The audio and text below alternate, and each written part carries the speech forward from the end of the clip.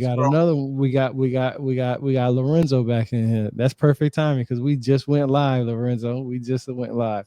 So Lorenzo, though, I met him through Nathan. And Lorenzo is a hustler, bro. He does everything. He works his ass off every day for 12, 13, 14, 15 hours and 16, 17 hours. He jumps in, jumps out. Hell yeah. Um, I No, met that these not that long. Just like 12, 10, 11 or 12 hours a day, off and on throughout the day. I work late. yeah, but I met Nathan about 3 years ago. Lorenzo, we've been knowing each other what, eight months to a year now, and it was because of Nathan. And Just we have a whole I'd say about like 6 to 8 months. Yeah, 6 to 8 months. like So that. yeah. See, so good company right here. And Lil Vibe, like I was telling Nathan, man, Lil Vibe, he makes music and he makes hip hop music. You like who's your favorite artist that you always be talking about, Lorenzo? Youth World. Yeah. See, so you know what level he's on. So he makes music and he implements some of the historical aspect of it into it and stuff like that. Yeah, you play it a lot on your channel. Yeah, see, so you already know. So you already I already know a little vibe to it. But yeah, Much love. That's dope.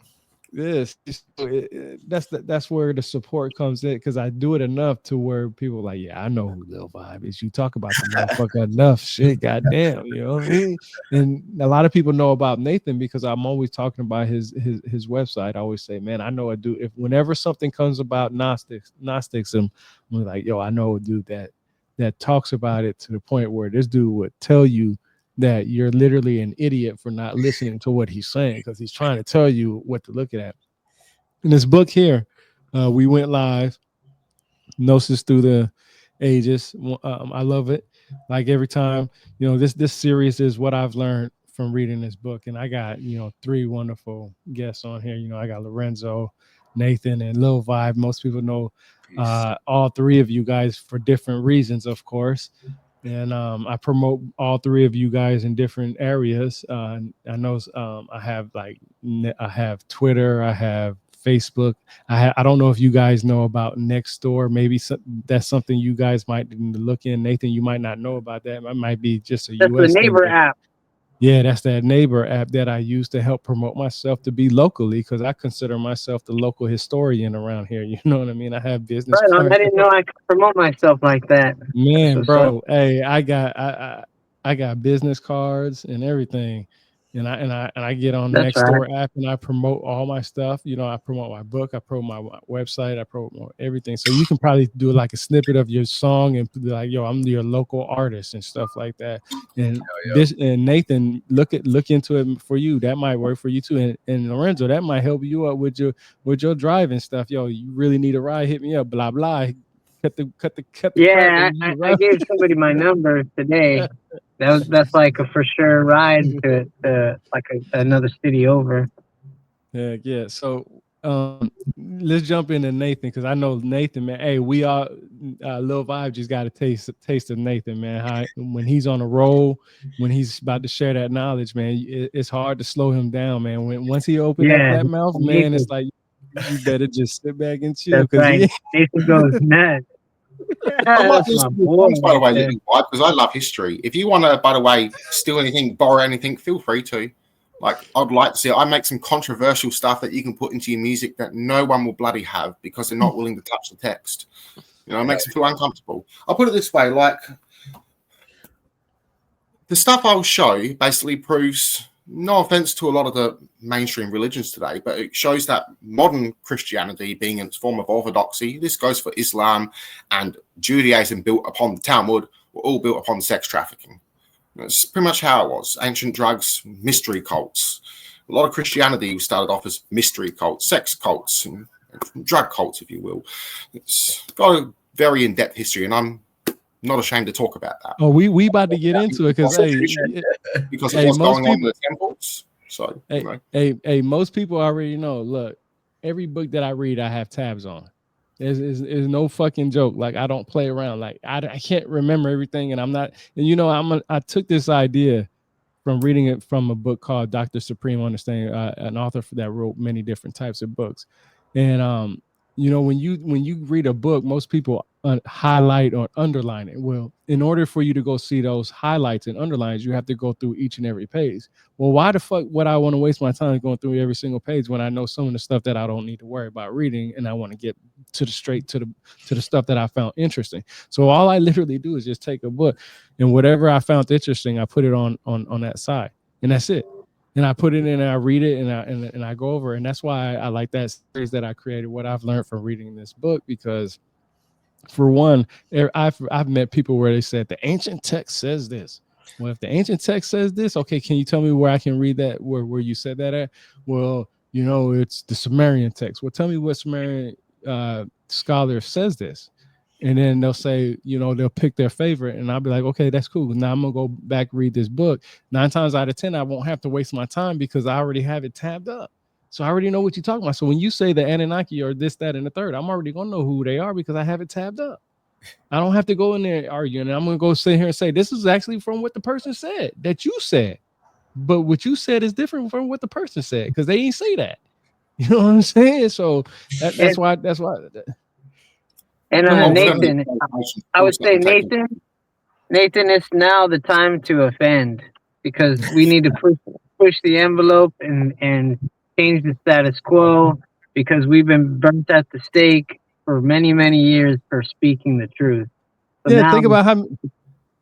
Yeah, think about how many people think about how many people are wanting to be liked so they don't get burnt at the stake. And think about the motherfuckers that was trying to tell you the shit. Said, fuck it, I'll die for what I believe in. I've lost many friends because they just think that I'm a heretic, but some of my friends are still mainstream Christian, and they call me their beloved heretic because they know I'm a truth seeker, and my mind can't be coaxed. I can't be convinced unless I see the proof. That's interesting about the hallucinogenic from the Book of Neros. Okay. Interesting. I might have to check out some of that one as well. Being Roman, I would imagine maybe something to do with ergot wine, or maybe a magic mushroom in the wine, maybe. I would say. That deep, that's the second time hallucinogens or something like that has been mentioned. So one of the things that I got tabbed in here, hold on, let me go ahead and get to it because it's in the middle. I'll probably get in it because y'all be like pushing my buttons, and I know I'd be having tabs for this stuff because I was just talking about, what was it? They put the hallucinogens in the wine. They had like some kind of ayahuasca. What was it called? Mir? What? I don't know, but they've been experimenting with substances, mind-altering substances, since long before we know. Yeah, from whatever use, like Nathan know what I'm talking about. What am I talking about, man? You speak about it a lot. The stuff that they try to give Jesus. You remember? Oh, you mean the love potion with the myrrh, the frankincense? Yeah, there you go. Myrrh, they usually use it with frankincense and myrrh, but the myrrh itself, in this case, when they use the orneos, which reference to a wine or even a potion of frenzy, love potion, when you mix it with myrrh, that becomes a stimulant, causing an erection. Because they were naked on the cross, Romans would want to mock him. It was a sin for a Jewish man to stare at another man naked, especially. And so mocking their culture, they're lifting up a toilet sponge. There's another thing the Christians are ignoring. The sponge that they used on a sea sponge, put it on a stick. The Romans used that to wipe their asses with. So they're lifting that up to Jesus. They've mixed it in with, a vinegary substance, which is, oxos mixed in with this wine vinegar-looking stuff with myrrh to try and give him an erection. Mock him. That's why he doesn't want it. So if he's being raised up in temple traditions, he's being raised up as a mystic, he's being raised up in medicinal arts as he was going around healing people, he would know what this is that they're trying to give him. So he says, I do not want this. But when he calls out, I'm thirsty in another gospel, they give him a drink. And that you have disciples waiting there to be of assistance in the actual Greek text, which is very interesting. So they've given him an antidote in the Gospel of John. And then they've gone there to the tomb with aloe vera and herbs. Jewish ceremony is just to wash the body of water. They're trying to restore him to life. And if you look at the word soma, which is to describe the body, this can be living body. So meaning that he's not quite dead. The centurion gives gnosis to the Pilate, so Pontius Pilate, gnosis being inside knowledge, knowledge within, secret knowledge, spiritual knowledge, etc. So in this case, it would be reference to inside knowledge. So likely that they knew he was alive, who knows? It's just what the text could speculate. This is the whole thing with the Bible itself. It's full of alternative translations. They're going to hide it. They come across Gnosis, they'll hide this word. Magus is a very Gnostic word. They hide this as well. So Simon Magus, he was even called Christ at some stage. Christ was even referred to as a Magus, a great one, using magic. Magus being magic, being powerful one, great one. So there's definitely some stuff going on. There were Christians that believed that Jesus didn't die. They believed that he survived the crucifixion. There were others that believed that his body died, but his spirit was granted back because of the power of God, or that his body just remained dead, and it was the spirit alone that appeared before the disciples, which was the earlier belief, which is the belief of Jesus becoming the Logos. So his soul being so beloved by God, it's lifted up and become his only begotten son. And then that appears before the disciples. You have Simon Magus, for instance. He was a follower of Jesus, so not Jesus, a follower of the disciples of Jesus. Now, he possibly very much lived during the time of Jesus and John the Baptist. He was Simon baptized by John the Baptist. Yes, he was baptized by a disciple of Jesus, and he believed Jesus was a regular human. So we find this in the early beliefs. We have the Ebionites, Jewish Christians. They believed that Jesus was adopted by God. His father was Joseph. His mother was Mary. And when he was baptized by John the Baptist, the Holy Spirit descended down as a form of a dove, and he was adopted by God. So the Holy Spirit took possession of him, influenced him. Very interesting. So a type of possession from the Holy Spirit. Right?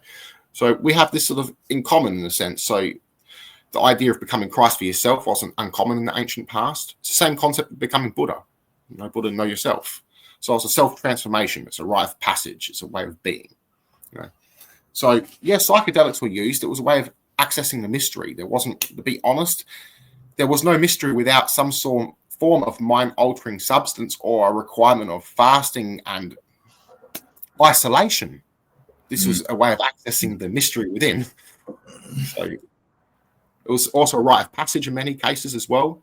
Marcion, he was excommunicated from Roman Catholic Church because he gave a following of, I think, about 1,000 Christians. He gave them an ergot wine for the Eucharist, and all these Christians were tripping.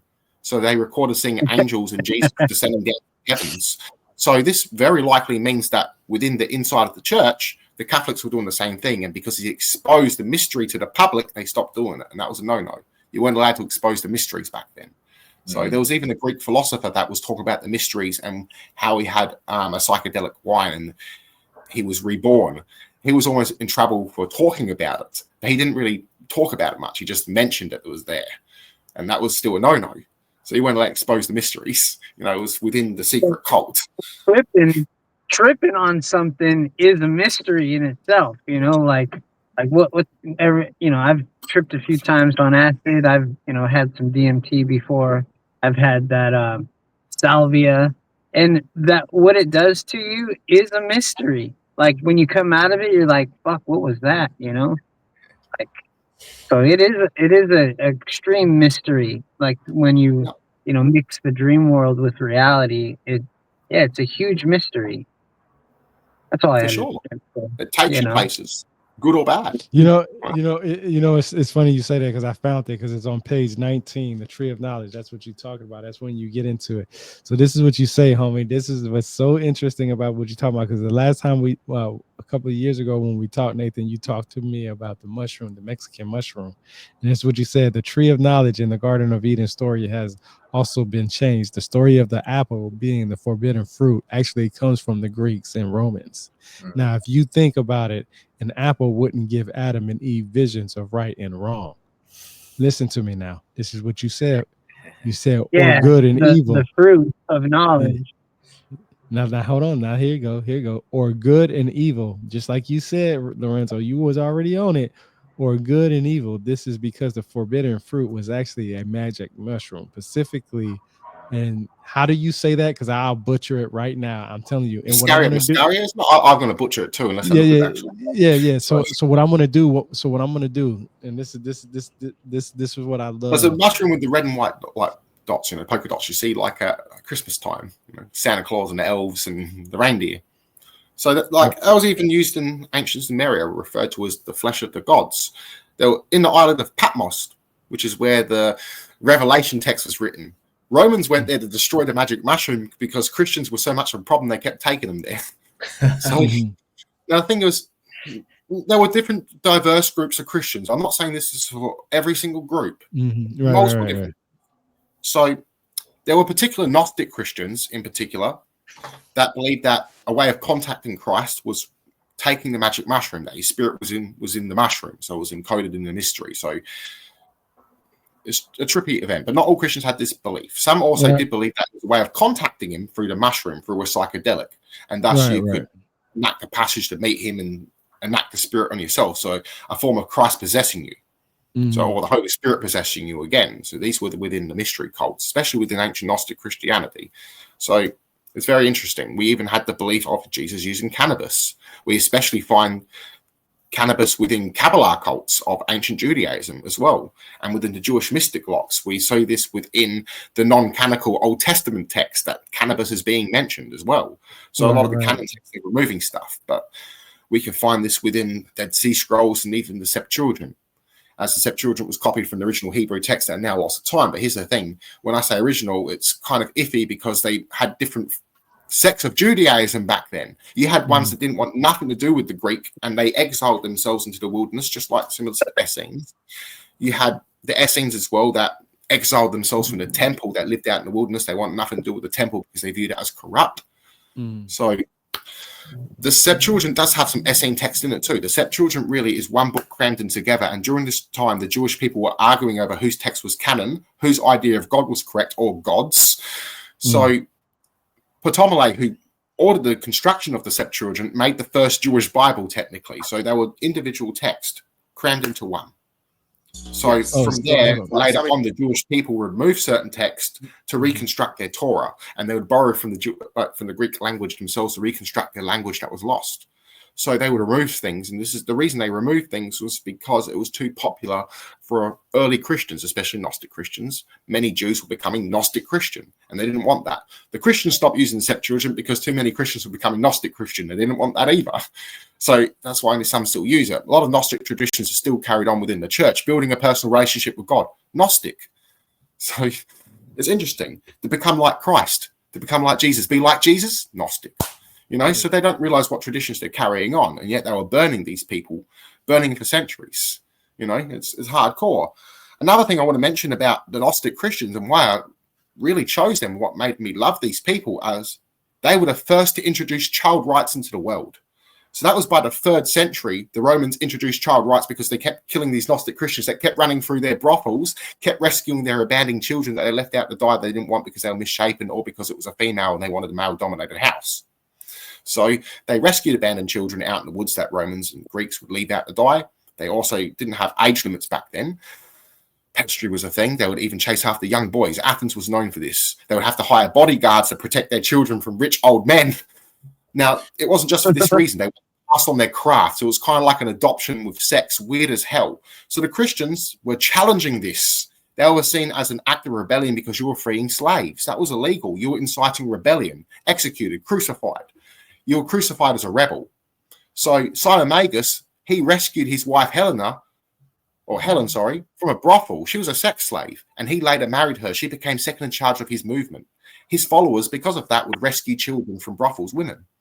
Jesus himself also rescued children. So the prostitutes associated with Jesus were victims of the sex trade. If you read Matthew 21:17, you see the doves being sold. Doves were associated with temple virgins. So fertility rights. You have Josephus mentioning the temple virgins. You have the Mary, the Virgin in the Proto-Gospel of James being recorded as a dove in the temple. She was recorded being offered to the temple at the ages of 3. They raised young girls from the ages of 3 to 14 in the Jewish temple. The Pharisees, Herodians, and Sadducees would sell them off, marry them, believing that one of these children would carry the next Messiah. Not the Sadducees, though, because they didn't believe in the Messiah. So the Pharisees, the Herodians, and other, high priest. So they record in the Talmud you could sleep with a 3-year-old and remain a virgin. It's horrible, horrible shit. So when Jesus has gone to the temple, he's whipping these priests, calling them laestes. That means predators, pirates, human traffickers. He's insulting the priest, and that's why the children are shouting in the temple, save us. Save us from what? Save us from forced marriages. And that's why the children are angry. So they realize what Jesus is doing for them. So yeah, Jesus was not the Messiah they wanted. So other Jewish people had their own messiahs. Messiah could just mean anyone who helps the Jewish people. It can be someone who conquers the world, makes the world Jewish. It can be all these different things depending on the sect of Judaism. Some Jews rejected Jesus because he wasn't a king. So it's interesting when you have this, because even with the Gospel of Matthew, we have Jesus stating, whoever harms a child, tie a millstone around their neck and drown themselves. So it's very interesting. So the prostitutes that Jesus was insulted, hanging around with, were victims of the sex trade that he was liberating. So this is what's really going on. So when they strung him on the cross, they strung him up as a rebel. So they tried to make him look dirty by putting him up there naked, trying to give him an erection because he was stealing their prostitutes. So he was protecting them. So this is why the women and children loved him, which is very fucking interesting. This is what they're hiding. So yeah, I'm about to share what you was talking about right here, right now, because what you was saying, people like to see. Well, I don't know, man. Some people like to see facts. Some people just like to hear shit that goes with their narrative. But hold on, where was it at? Yeah, even if you look up the temple virgin stuff, that would be wonderful. Jesus said to them, truly, I tell you, the tax collectors and the prostitutes are entering the kingdom of God ahead of you. For John came to you to show you the way of righteousness, and you did not believe him, but the tax collectors and the prostitutes did. And even after you saw this, you did not repent and believe him. What do you believe? What do you say to that? Because you did say Matthew 21:17, I think you said. Those who have been frowned upon by the upper society, they will reach the kingdom of God before them, basically. So they'll find the kingdom within. Where these other people are lost, they're chasing after worldly matters. They're abusing the people, they're abusing children, they're abusing women. So they're not going to find God in these actions. That's what it really means. So Jesus is teaching a message of kindness. So he was pro-humanity, which is big on that time. And I see him as the very first person to actually challenge this shit. The very first person. People wrote about it, like Plato complained about it, but Jesus is the first to actually do something about it and then incite people that will do even more than this. This is why he states that you can do greater things than me when you come together. And what were the Gnostic Christians doing? Rescuing children in great numbers, so much so that Rome had to put child rights into their empire, and then it was enforced by the century. What was that, Matthew? What was it that you was talking about? 12 to 17. I can Jesus temple right here. This whole thing right here, then right here. Yeah, I've got my translation here. If you want me to read the whole thing, I can read down the alternative translations. By the way, if anyone wants my translations, I upload them for free. So I don't just upload the text, but I give you free Greek text alongside it. Because this one's according to the New International Version. So let's go ahead and go. A lot of their text they pull out of their asses, which kind of sucks. We about to go to the New Kings, not the New Kings, but the King James Version. Where is it? Well, no, you know what? Matter of fact, let's go to the Geneva one. Oh shit, wrong one. My bad. We're gonna go to the Geneva one. Since the Geneva one is supposed to be my translation. And it's when Jesus goes to the temple. I'll quickly read this. And Jesus entered into the temple, also translates as sanctuary, and cast out all those who were selling or who sold, and buying, or translates to purchasing, ransoming, or acquiring, so acquiring a slave, in the temple, or sanctuary again, and overturned the tables of the money changers and seats of those who selling or who sold the flock of doves, which is a better translation. And he spoke, or can translate his reasoning to them, or he stated to them, it is written, the house of me, so he's quoting the Old Testament now, quoting the text of God, so this is the house of God, so God's word now he's quoting, will be called a house of prayer. You, however, have made it a den, or translates to grotto or hideout or cave, this word spalion, so think about a Playboy grotto. Oracles did drugs in caves in their grottos to receive their visions. For pirates, rebels, translates to bandits, raiders, predators, or brigands, this word being laestes. This can mean all these different things.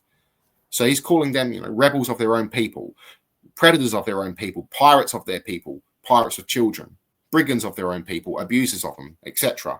So he's not calling them thieves. That's mistranslated. The blind also translates, very important now, mentally blind. And the lame came to him in the temple or sanctuary, and he healed or cured, or translates to serve them, or he took care of them, or he helped them, or treated them like a doctor. So therapio, sorry if I butchered that Greek word. Then, when the chief priests and the scribes saw the wonders that he did, and the children in the temple were cheering, or translates to shouting, crying out, or translates to crying out for vengeance or revenge, Hosanna, which means save us, to the Son of David. They were angry, and they said to him, do you hear what these are saying? And he said to them, yes. Never did you read out of the mouth of children or the innocent and suckling babies, you have prepared praise. So basically, you've made them prepare you praise. So he's insulting them for what they're doing to the kids and shit. So it's very interesting here. So this is what Jesus was really crucified for. It wasn't what people. So it was the act of the temple. So he overthrew the fucking priest. You know, I believe it because of what happened to his mother. You know, God had Mary have a child at 14, 15 years old. That to me doesn't make sense, you know, especially if he knows in the future that we're going to have that mentality where 18 and above is considered an adult. So why would he go below that when he's trying to sustain livability or lives in that time frame, which doesn't make sense to me. You can't sit here and tell me, you know, I know a lot of people, and this is where people are picking their battles and their choices. You know, Christians will say, well, Muhammad had married a 6-year-old or 9-year-old, depending on the version that they know. And I'm just like, okay, but God chose a 14 or 15-year-old. What's the difference? So you gave a couple of more years to make. Yeah, they both fucking wrong to me. Like you can't tell me what one is right over the other one. I'm looking at them both, both of them crazy. So if that's so who interesting you look as well, the word that they use for virgin, they mistranslate it in Greek. Yeah. It can mean young maiden. It can mean someone born underneath the star of the Virgo. Servant, so woman servant, woman servant, woman dancer, woman entertainer. Yeah, that's what I'm saying. That's what doesn't make sense to me. That's where that virgin tradition comes in from. But the thing was, she could have been abused by one of those priests, as it mentions in the Talmud. They could sleep with a 3-year-old and still remain virgins. Some evil shit went on in that book. Now, and in those times, especially. There was mentioning by Josephus, a 1st century Jewish historian, so he's writing about his own people now. He stated that 82 temple virgins weaved the temple veil, and that was meant to be the veil that got split when Jesus was crucified. So, kind of interesting, all symbolic, by the way. Yeah, no, but see, this is just my mentality. Look, you know, I believe in a higher power. I believe there's something stronger and better than me, smarter, or whatever the case may be. I'm not the number one person. I already know that. But my point is that when two different religions are picking and choosing when the right age is for a child to have a baby, it is ridiculous to me. You know, the Virgin Mary is, first of all, she was a Virgin Mary. To me, that's telling me that's against her will. She wasn't asked if she was going to have the opportunity to carry Christ. I know people don't talk about, and I want to mention this quickly because it's a huge deal. The age of virgins back then were aged 3 to 14. Yeah, that's from different texts. Yeah, that's what I'm saying. In different cultures and different sidelines, the age was depending on, you know, the area that you was at. The age will fluctuate. But that's my point, is that if I'm reading something from a perspective of just a basic knowledge and hearing that the Virgin Mary was told that she was going to carry Jesus and not asked if she wanted to, tells me that it went against her will. Meaning that I'm not going to use the R word, but that's what it sounds like to me. Because in most likely. And there's good evidence because it never says, at least we know who our father is. So that's interesting. That's what I'm saying. It never says that she had the choice. How do we have free will? How does God give us free will to do something when the one thing that he was supposed to give us the free will to decide on, he took away from a woman, from a child?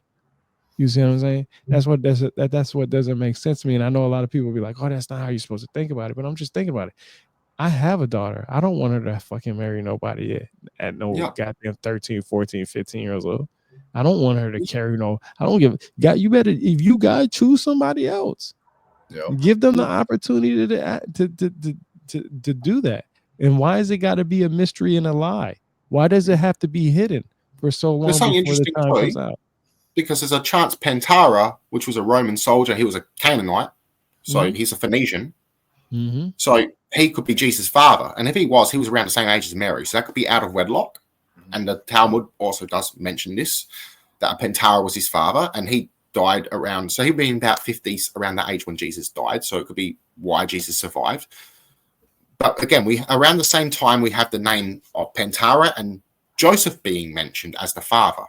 So that's very interesting. We have Josephus, I believe, not Josephus, actually, no. I don't think he might have mentioned that Jesus might be the son of Ptah, but I don't think so, or is theorized. But I know it's recorded in the Talmud that was the father, that the mother shamed her husband or whatever, grew her hair long as well. All sorts of there's different variations of the text. So there's a story that she was taken advantage of by this Roman soldier as well. So not out of love, out of force, or it could just be simply one of the priests touched her in the temple, or it could be that she was just simply married to this Joseph character. We don't really actually know. We don't actually even really know Jesus' actual name. Yeah, it's probably and Yeshu that's or one of the Yeshua. yeah, Joshua. that's one of the things that's actually one of the things that I tabbed up in your book. Matter of fact, is that We also don't know his date of death exactly. We don't know his date of birth. We have theorized around 30 or 33 BC, and that's off the Dead Sea Scrolls, and that's only off the Dead Sea Scrolls. So it's pretty interesting with that sort of stuff. And yeah, that here sort of you go. Page 8. You said we don't know Jesus' real name. You said it right here. Yeah. Yeah, it's all speculation, which is interesting. See, that's the thing that I like to talk about Jesus. You know, there's always this argument, oh, I'm a Christian, or I believe in God and I believe in Christian. You can't believe in God and Christian at the same time because they're two different characters. One, for instance, Jesus made it known that him and God were two different individuals when he was on the crucifix, on the cross, when he was being crucified. A couple times too. He also told a woman, "Why do you call me good? Only God is good." Yeah, exactly. But he said he was son of God. But we are all son of God because we are that's right. That's the original message, 100%. That's what makes us gods as well. What he also stated as well, which is. But that's what I'm saying is people don't read the Bible to understand it. They read the Bible to create a narrative that makes them feel good about themselves. And I don't like that because when you do that, you take away the actual meaning of what I'm supposed to believe in. And then you take that actual belief of what I believe in and you make a mockery of it, creating your own narrative. Let's just go off of what actually is written. Okay. I understand that every book that I've read was written by somebody interpreted something. Okay. Now, if you want to prove that person wrong, all you have to do is learn that language, just like you will learn any language in today. If you want to learn Chinese, Japanese, English, or Spanish or Dutch or whatever the fuck you choose, pick your poison. There are aids out there for to help you to do that. Just like there's no difference in learning Latin right now, which is Latin is what they consider a dead language now.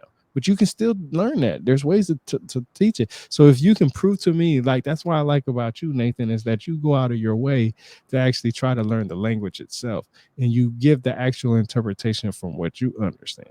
Okay. And people have to take that into consideration because the first person that writes something down doesn't mean that they were right. It's just like the news as of today. The first person that get the little bit of bullshit news out there, they seem to get all the views and all the information and the monetary gains and the advertisements and everything else. Then you find out not less than even 24 hours that the shit was fake. But they done made money off of within that 24 hours. And then the person that was trying to tell you the truth from the get-go, they sitting in there and back like, damn, motherfucker, y'all don't want to listen to me? Like, are y'all on years? Like, you know how many times I've been in a space when people say, hey, I want to know about this, that, and third. Like, I'll give you a perfect example. The last few days, people have been talking about that stupid ass Christopher Columbus, October 11th, I think, 1492. I can't remember the exact date, if I'm not mistaken, where he talks about he's seen an extraterrestrial UFO in the sky. No, he wasn't looking at no fucking UFO. He's trying to persuade his men to get to land, and that's why he said, oh, I see a little light up there, so we got to keep going a little further and push him to motivate him. Nothing in that journal says anything about UFOs or extraterrestrials, and I've showed that, and I brought the journals up and everything else, and you still see people that still believe that. I'm like, yo, it's right here in the fucking book, just read it, god damn it. That's it. He was looking for land, and he was trying to figure out the best way to motivate his men to say, no, I see something ahead. We're still going to go forward. And eventually he did see something, and eventually it led to something. But it was all about, trying to convince somebody something that wasn't there, but was probably there. But the only thing is he got lucky because guess what? When you look at the earth and the way that it moves and the winds and all that shit, you can push a fucking boat out there and it's going to get to land eventually on the other side. So it doesn't take nothing but luck and patience. And that's what he was hoping for, luck and patience. Hell yeah. Back then, especially with the sea journeys, there was a lot of mutinies as well back then as well, so Yeah, let But me see, ask you something, Nathan, because you got my mind running, man, on the stuff with the kids. So, obviously it's multiple meanings to things, but it made me Yeah, think of always alternative translations, yes, and yeah, meanings. yeah. When Christ said, unless you be like little children, you won't enter the kingdom of heaven. Was that part of a rebuke of what was going on, and he was working to educate people on not abusing children? What do you think? Yeah, a bit of both as well. I also think it's about restoring to your innocent nature. So your true spiritual nature, basically. So being, again, children of God is basically symbolism. So everything he's talking about is in parables. So for ones to truly understand. So you got the esoteric and you got exoteric. One's for the public, one's for the insiders. So why he tells the disciples, to you, I give you the gnosis, the mysteries. But to the public, I speak to them in parables. I will not speak to them otherwise. So he's always speaking mysteries to them in riddles because they would stone him. So that's why they say never let the inner child die. yeah. Because your innocence, once you let the inner child die, the innocence within you leaves. That's why it keeps the little empathy within us. I believe, Yeah. if you think about it, because a child always has empathy for others. When you, if you cry in front of your kid or a niece, nephew, or a child that's been around you for, because of your friend or whatever the case may be, if they sense that sadness, bro, they react to that shit. It's not until they get older with our own ignorance within our adults, and I'm not talking about us personally, but adults around them, will bring that hate and evil within them. You know what I mean? You know, as adults, we do things because we understand the repercussions of a lot of things. And we also know that we like to joke because laughter is an important thing. But kids are very simple. They don't understand that shit. They know what happy is happy, sadness is sadness. They don't know what joking is. Joking is basically getting to the point where trying to manipulate somebody not to feel a certain way about what you're trying to bring to them. Meaning, like, I'll joke about your hairline, or I'll joke about your eyes, or I'll joke about your beard, or I'll joke about your nose. You're not joking. You're literally telling somebody about what you don't like about them, and that's just the reality of it. Or it's not like about them, but could possibly find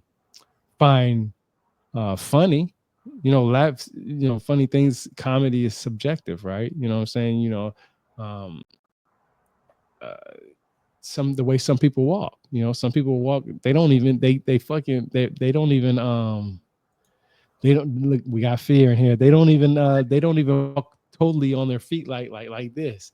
Some people walk like this, like they like that. So, you know, we're very judgmental people, no matter what level you're on. Whether you say it mentally or verbally, you're very judgmental. And until we can come to the establishment and understanding of who we are, the innocence within our children of our life, because kids make fun of each other, but they don't always mean it as a bad thing. But we know that it's a bad thing. Let me give you an example. I was talking to my wife about this the other day.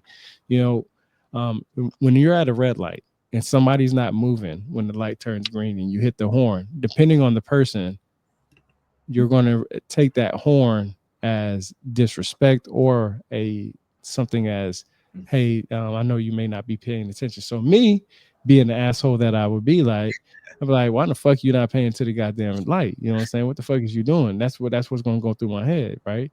Pay attention to get, like, if I hit my horn, I'm like, motherfucker, hey, what you doing? You know what I'm saying? That's the whole translation in that horn, right? Now, there are some people who could be like, okay, I don't know what that person in front of me got going on. Something might have happened. Somebody might have passed away. Their dog might have died. Sister might have got sick, something like that. And I hit the horn. I could be hitting the horn saying, look, I know you might have something going on, but you need to pay attention to the light. You know what I'm saying? So that horn is on our own internal feelings. Like if somebody hit the horn at me, I'm like, this motherfucker's trying to tell me to hurry up. Now I'm not even going to move. I'm going to wait one more fucking second just because he hit his horn, right? Even though I'm in the wrong. And I'm not saying me personally, I'm just giving examples. That's how people play games, because we interpret sound differently. Everybody talks about frequency and, classical music and so on and so forth. I like rap music, but I like bass more than anything. I literally have bass in my truck where it would. I'm not even gonna lie to you. I literally have a cop that lives literally right across the street from me, and I used to have one right down there. Since they moved in because they renting, I've been bumping my shit every day. I don't give a fuck. I just love fucking loud music. I know it might be disrespectful, but these motherfuckers be doing something. Everybody in this neighborhood do their own shit. I just play my music. I love music. It makes me feel good. Why am I going to dim my light for somebody else's? You know what I'm saying? You might not like the music, but it ain't gonna last nothing but 15 seconds. Let me park in my driveway, get in my house, and go on about my day. It made me feel fucking good. Why do you want to take away from what make me feel good? You be outside doing whatever the fuck you doing. You know what I mean? You know, lawnmower going off at 5:30 in the motherfucking morning and shit. You know what I'm saying? What's the difference That between just depends if you live in an HOA or not. They might be bitch moaning and groaning about that one.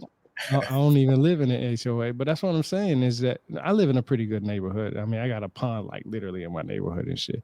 But my point is that we can't always dim our own light for somebody else.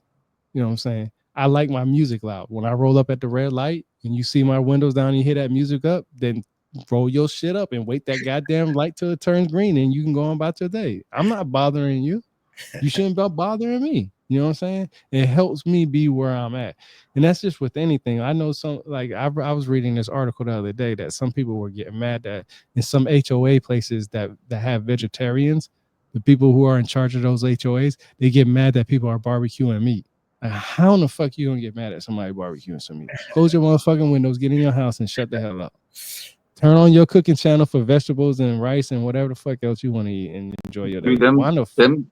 them vegans get psycho sometimes. I listen to HOA stories, like just no HOA stories, and sometimes they come off at like literally they go ballistic. They start shooting at their fucking neighbors because they're like, "You're an animal killer." Well, I have a shirt that says "I eat meat," so they would be perfect for the opportunity like that. But yeah, dude, some of them like them psycho Karens, they go fucking like off the rails just because of that shit. But that's My my neighbors point don't. is that's what I'm saying is my point is dimming your light for somebody else. We're all our own type of gods. Some Regarding the gods, vegetarian stuff, it wouldn't exist without religion and spirituality. Early Christians, in fact, were either vegetarian or pescatarian. The funny thing is, they weren't going around insulting people and looking down for them for eating meat at that's all. what I'm saying. You know, which is Why, funny. Dim, You know, so why are you mad at they'd what be I shocked do? on vegetarians and vegans today. In most cases, they'd be like, "What are you guys doing?" Bro, I literally have a railroad track that's like a half a mile around here. Every day from about 10 o'clock at night to about 6 o'clock in the morning, for every 30 minutes, you'll hear it go off. Now, my wife's from New York. She's from the Bronx. That's something she loves, right? That gives her the subway vibe type thing from the inner city, right? And it's perfect, right? So we hear that at night. That shit's no louder. My music's no louder than, and I'm not saying people complain about it, but I'm just saying everybody has their own thing, like the barbecuing, the cooking, and the music. Like I have a neighbor, man. He works on cars. He wakes up 6 o'clock in the morning, man. You hear that motherfucking machinery. He's hustling. That sounds good to me because he's out there hustling. I'm not gonna be mad at you for doing some shit. Now, if it's 10 o'clock at night and I hear, you know, you bumping some music right in front of my house, I'm gonna be pissed off. Like, bump your shit, get in your driveway, turn your shit off, get in the house. You ain't gotta be sitting out there 3, 4, 5, 10 minutes sitting out there. We already know you don't came through. That's the type that's what I mean about you can do what you want to do, but don't exaggerate what you're doing. You know, get on other people's nerves. Like, for instance, we all have our own different religious beliefs. Being a Christian is a good thing. I don't see anything wrong with that. Being a Muslim is a good thing. I don't see anything wrong with any religion. Just don't come up to me and preach to me why your God is better than what I might believe. First of all, get to know who I am personally. Ask me what I believe in. Ask me what I feel, what I understand, and then see if your God might be what I might be interested in. Don't just tell me, well, my guy's definitely the better one. Well, shit, what did he kill, I'd motherfucker? like to mention as well, regarding all the whole God sort of concept, this is really funny. Some Jews now are realizing this, by the way, and some Christians, very small. Maybe some Muslims haven't really heard too much because this will be, in their religion, regarded as apostasy, and that's like a big no. It's like a death sentence in Islam, in a sense. You'll be stoned if you cause apostasy in their countries, in their Islamic law. So the idea of even Allah, that comes from the word El, but yet they kept the same traits. So they claim that Christians and Jews and Muslims all worship the same God. But the thing is, if they're all gone astray, Because if you go to, say, Deuteronomy 32, you find this both in the Dead Sea Scrolls and the Septuagint. Yahweh inherited Israel from his father El Elyon, which is the original God of Israel. This is because the Yahwist factions, which were ones that caused this shit, a lot of the problem we see, worship this God. He was a God of child marriage, human sacrificing. This is the God that Jesus challenged. You find in John 8:44, Jesus goes up to the priest that worship this God. And he says that you worship your father, who is the devil. He's been a liar and murderer since the beginning. These Jews don't believe in the devil. The ones that did were Gnostic Jews, mystic Jews, some Essene Jews, but not all. Some Essenes believed that Yahweh was a lesser God and basically a warrior deity for his father El Elyon, who was the supreme God who they worship. And El was the one who did, created the things, and Yahweh was right? Sort of like Satan at the time. Then you had the belief that Satan served Yahweh. This was within the Pharisees that disliked Jesus. They believed that Satan was an angel that served their God Yahweh. Then you had Essenes that believed you had these evil angels and angels of the underworld. You had vast different beliefs with the Essenes, so different types of Jews. Now, again, with Jesus challenging this God, you see this God punishing children for 3 to 4 generations. Numbers 31 to 32 to 35, you see Yahweh demanding through Moses 16,000 virgins, again, how I mentioned, 3 to 14 years old, to be forced into marriages by the soldiers and 32 for himself.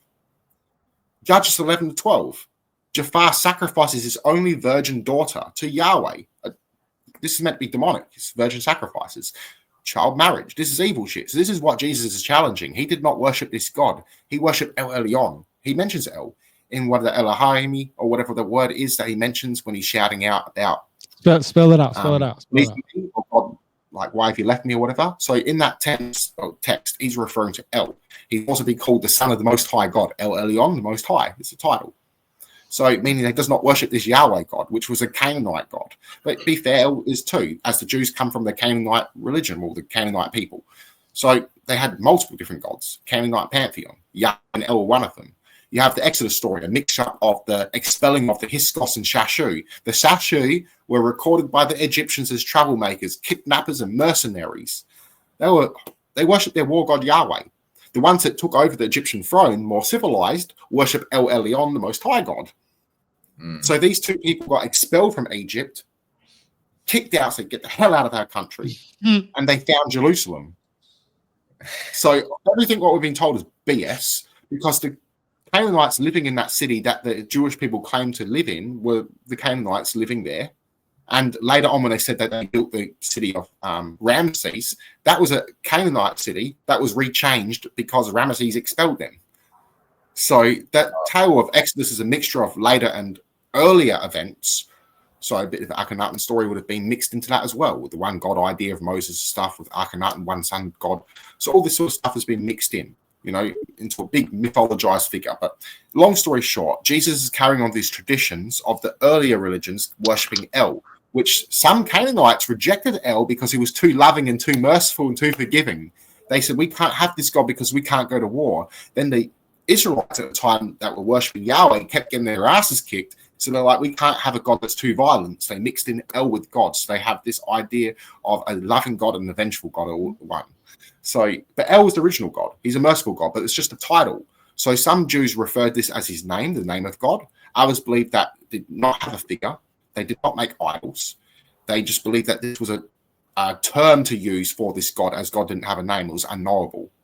We even have something similar within the Sadducee belief, believing that God didn't interfere with mortal affairs, that it was incomprehensible by humans. They didn't believe in afterlife either, the Sadducees. So again, all different factions of the time of Jesus. You had the Essenes, different groups: Sadducees, Pharisees, Syriac Jews, Samaritan Jews, Canaanite Jews, Hellenistic Jews, all different types of them as well.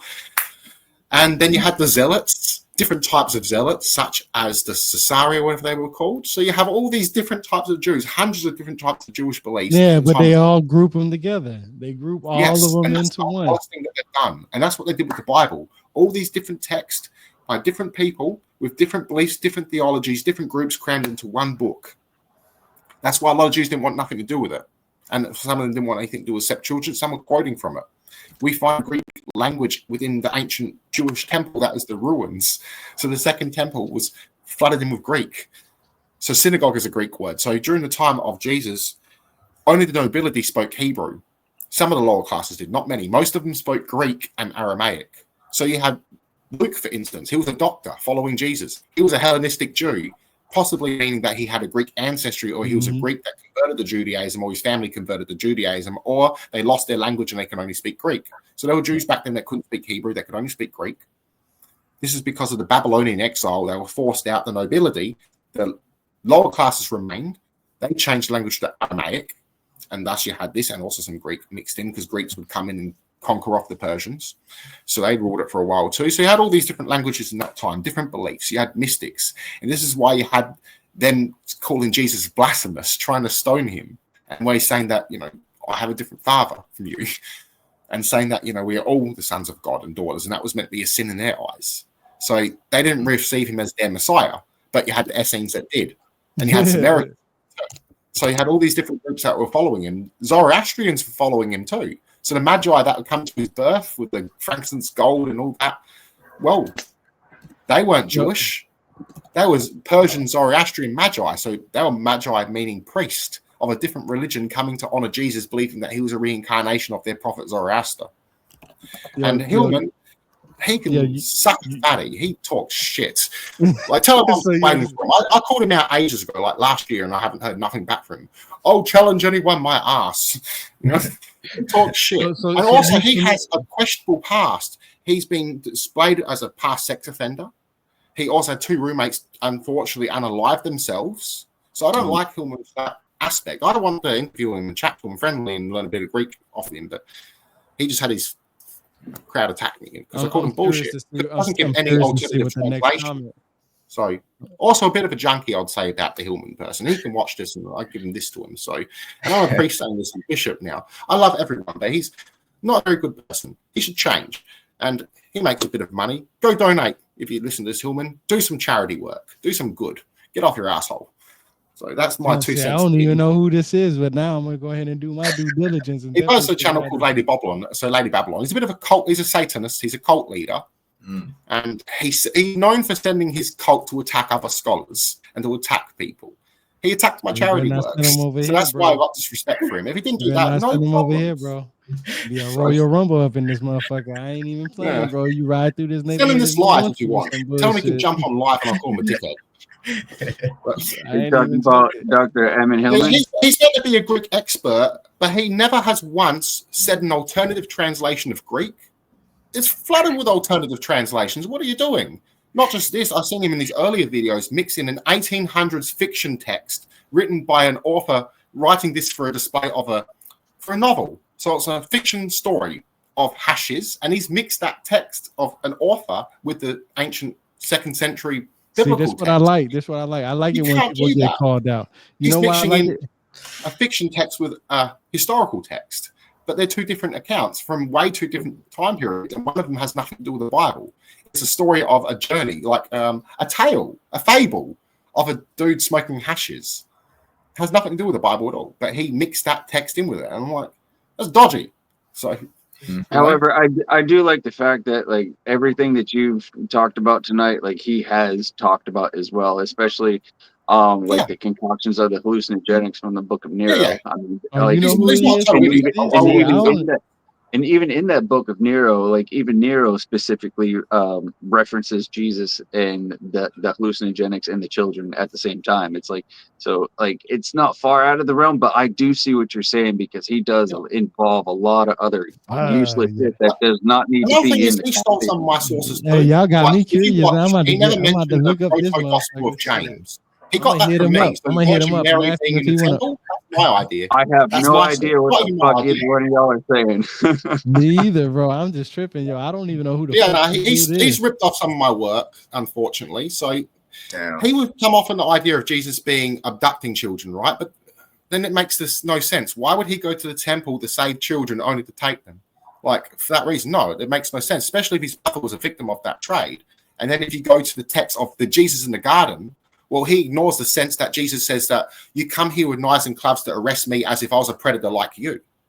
But I was in the temple for days preaching and you did not touch me. So he ignores that text. And then he talks about how there's a young boy in the garden that runs away. Well, that text translates to man or teen, not young boy. Pierce is for young boy. So completely different. That's a very different text. Yeah, I called Dr. Hillman out a couple of times. As I said, last year, he still hasn't challenged me. because he's afraid of someone that will pull up alternative translations.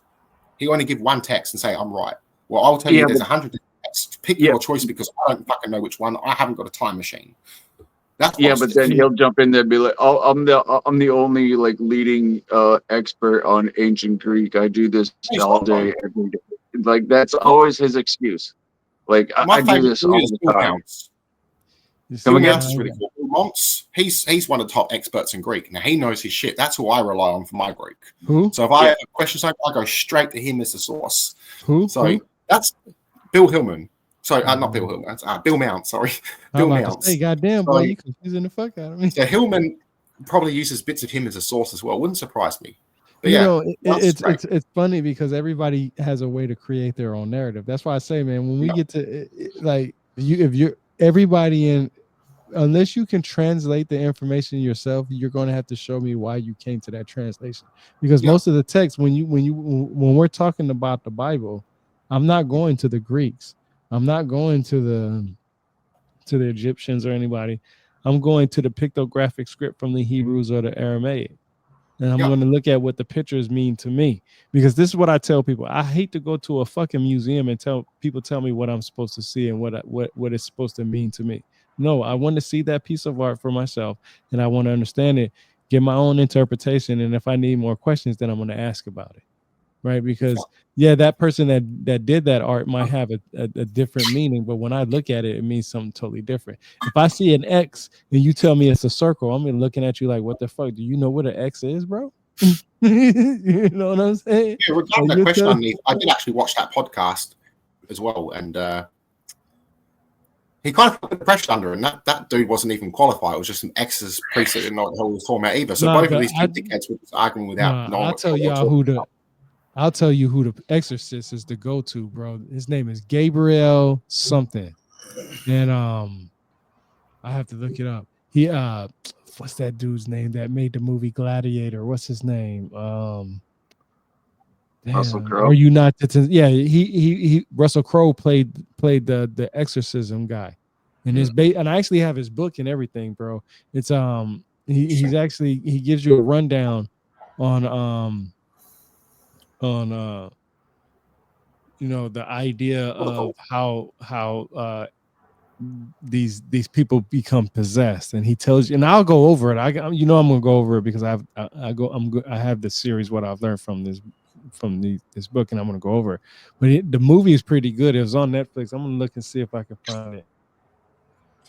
I should have. I'm pretty sure.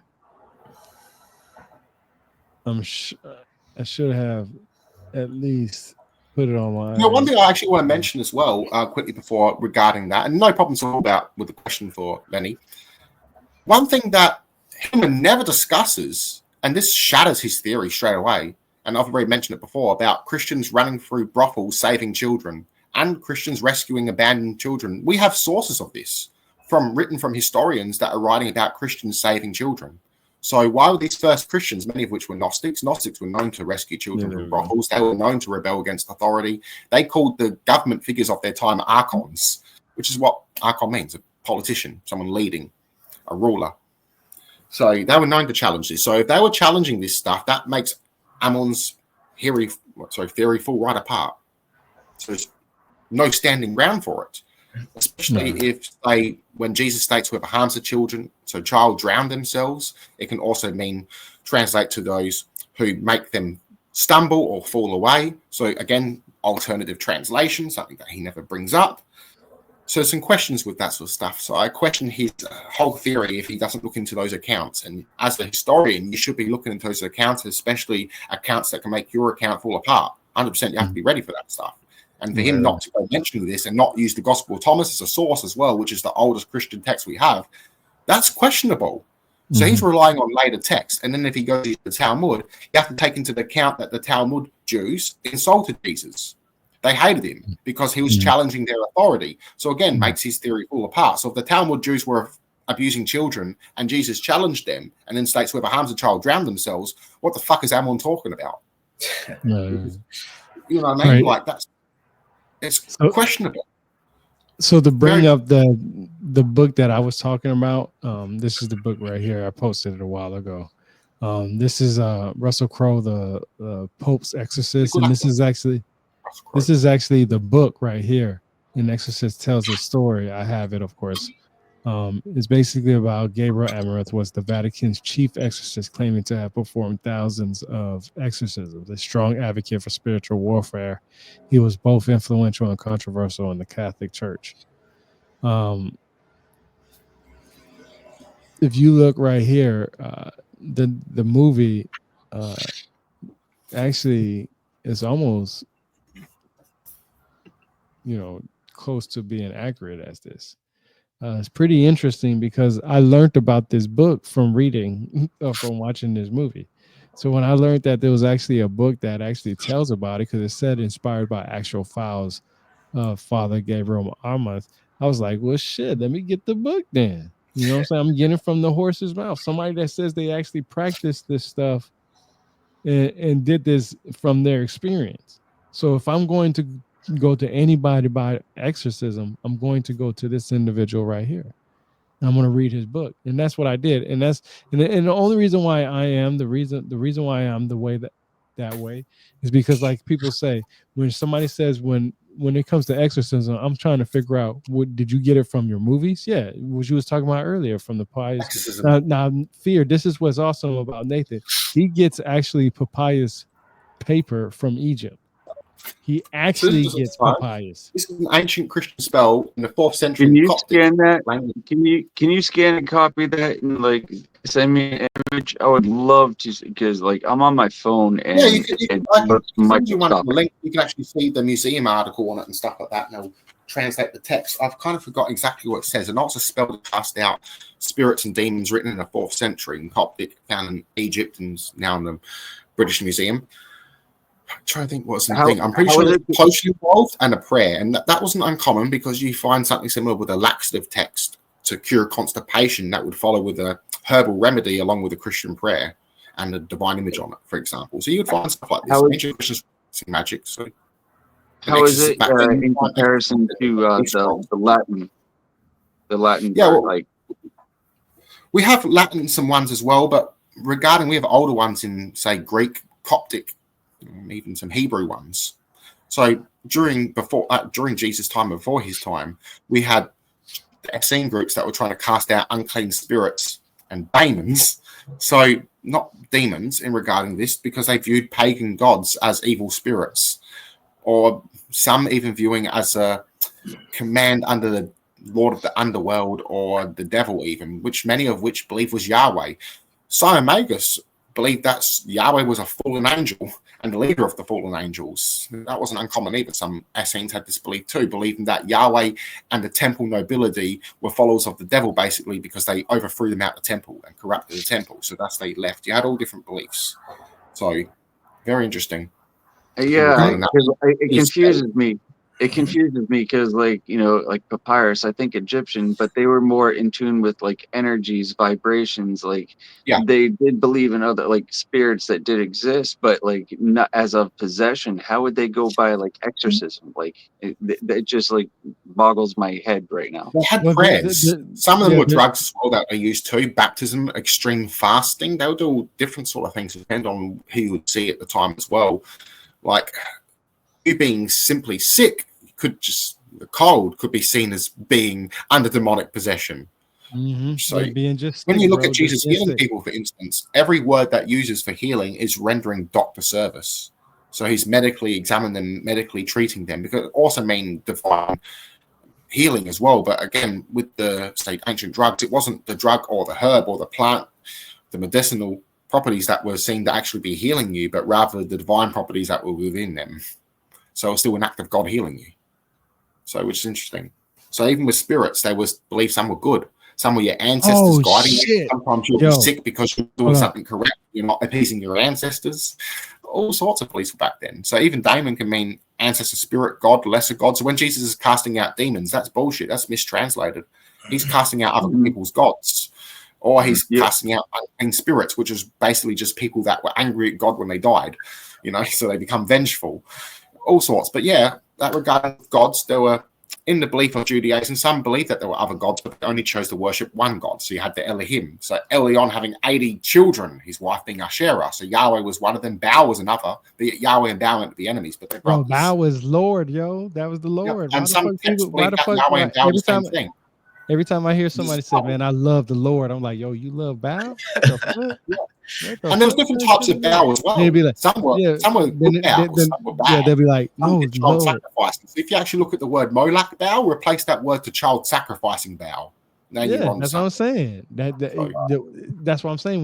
When I hear people say Baal, I'll be like, "What the fuck, man?" That's where Gehenna Lord, comes from. When they say Lord, or when they say Lord, I'm sorry. When they be like, "Man, I praise the too, Lord," I'll be like, well, "You praise the Lord? You praise Baal? What the fuck?" And even that as well. Title too. Like sometimes they're called, like say Baal Elyon, so Lord El Elyon as well. So it could be a mixture. Hannibal was named after Baal. Yeah, so and who the fuck Hannibal is known for? Eating motherfuckers, man. So Phoenicians and stuff, you know. So he wasn't this African dude that's talking shit. He was a Canaanite. So he worshipped their gods. So Canaanites as well were a mixture of people. They had Africans there mixing in with them. So you had black Canaanites, you had lighter skin, copper skins. Define them as one people, you're talking shit. They were a mixed group of fucking tribes. Pretty fucking sick, if you ask me. So even Egyptians themselves multicultural as well. Jesus teaching the multicultural people. He was most likely a mixture of Jewish and Canaanite. If his father was really Pantara, the Roman soldier, he was a Canaanite and Jewish mixed in together, which is very interesting. And we don't know. How do you choose somebody to be Jewish though? You know, basically, even the whole thing is just really because my wife, believe it or not, my wife is Puerto Rican from the Bronx with Ashkenazi Jew blood in her, meaning that my kids are original Jews according to what they say by the bloodline. I'm not even shitting. I'm like, what the fuck, Puerto Rican Ashkenazi Jew? Like, what the fuck? Like that shit don't even make sense. Like at all. Even that word is kind of bullshit. Really, they're just people that made up a religion that were Canaanite tribes that formed their own thing. But I'm just saying, like, my wife's a Jew and she's from Puerto Rico, man. That shit doesn't make sense at all, bro. Like, what the fuck? It's for sure. Like, I would be closer to being a Jew than anything. I'm literally born in Germany. My grandma was German and everything. You would think I have a little bit of Jew, but no, nothing, zero zilch, man. Like, genetics are weird like that, especially when a male chromosome and the female one, you have different. And you know what's so crazy? She's from she's her bloodline goes back to Cancun. I mean not Cancun. The Cayman Islands. You know where that's at, right? Whereabouts? The Cayman Islands. Canary Islands. I'm sorry, Canary. Oh, so Canary Islands. So Africa, which we know the map ain't the right size. That's a lie right there. We already know that's a fucking lie. But the Canary Islands is right there. Now, if you want to think about Atlantis and the pillars and all that shit, that's like right here where the Mediterranean Sea is at. You look at that and see how far that water draws down, that could be the spot for the fucking Atlantis. And I'm telling you, I always tell people that I'm shouting that shit out right fucking now because I believe Atlantis was near the Canary Islands. I really fucking do believe that shit. And the only reason why is because if you look at the water and you see how it drops, you'll see a big pallet of land right there. Wow. And that's separate from Africa. That's why people believe Atlantis is separate than Africa, unless you believe in the Egypt being. I'm pretty sure the archaeological evidence under the sea, they found mixture of like fucking Egyptian and Greek sort of fucking sculptures and shit, haven't they? They said it was an island, bro. Egypt is not an island. Yeah, no, I mean, in the sea around the area, haven't they found a mixture of Egyptian Greek sort of combination of sculptures? Like that's why I describe them. They found sculptures and stuff and all statues of gods and shit underneath there. I'm pretty sure too, eh? If that's the place I'm thinking of, where they found all those sculptures of gods, it looks like a mixture of Egyptian and African and what's it called? Not Hyksos, no. Etruscan. It kind of looks like a combination of all those people, basically. If I'm thinking right. Canary Islands is literally right next to what you would call Morocco, Africa. The oldest Homo sapien bones on this planet is in Morocco, Africa. And guess what's so significant about those fucking skulls? They're elongated. They're elongated. Literally. They also found some new skulls. So when we talk about these gods, But when we talk about these guys, it's always in the identification of elongated heads. The oldest Homo sapien bones found on this planet goes to Morocco, Africa. Those individuals' heads are elongated. Yeah, we find a Canary couple of Island, the Canary Islands is literally right there. You look at that from thousands of years ago and drop that down. There's a big ass fucking island right there. What is so significant about the Canary Islands today? Research that shit. You'll be like, what the fuck? Is this crazy? That's why I don't believe Atlantis is in Egypt. Because for one, when you read the fucking ancient text from Plato, it literally tells you it's already in Egypt. It tells you it's in Egypt. It tells you it's in Libya, and it tells you in like another. I can't remember the wording that it uses, but it tells you 3 different locations: Libya, Egypt, and another place. I think it's like Mediterranean or some shit like that. But it tells you that, so there's no fucking argument with it. Now, where was the headquarters? It doesn't tell you where the headquarters is at, or the main part of the capital, or all this. Yeah, exactly. So. Which is pretty common for back then, having city-states like the Etruscans were. But this could be this. I'm sure they found sculptures around there, though, didn't they, bro? In the sea. Yeah, like of gods and all that could be the same place as of the Garden of Eden. If it's the place that you're talking about, and they found sculptures in the sea, they look fucking insane, bro. It's like a mixture of Etruscan, fucking Canaanite, Egyptian. It's like a mixture of fucking stuff there, and that's the way I can describe it. It's not, but it looks. That's what their artwork looks like. It's definitely unique. In other words. So when I'm looking at this map right now, and it says the Canary Islands, and right underneath it, it's in a paragraph or a parentheses, and it says Spain. Spain is right there, and then Spain is right here where I'm tapping at. Mm-hmm. So that's what I'm telling you is that there's something bigger than what it is. Like, why the fuck would Spain be wanting this little ass piece of shitty ass island right here? Why? There's a reason for it. There's a lot of history in it, and you can find that connection just from right there, just to there. Now, Italians don't believe that they have any. Well, I'm not gonna say Italians. American Italians don't believe they have African ancestry in them at all. But you can literally get on a fucking boat and hopscotching away from fucking Spain to Africa. So that's what I'm saying. There's that connection right there. Canary Islands, I believe, is something because Plato talked about that area a lot. He talked about that shit.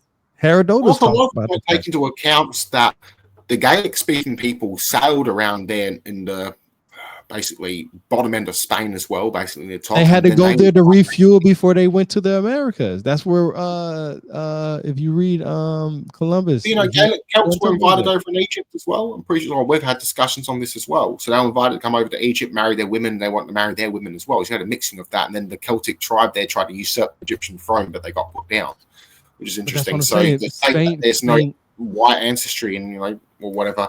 So African ancestry in Americans or anyone, that's just silly because, we were all mixing. Even those white people traveled to like Egypt and stuff. It was multicultural there. They were mixing.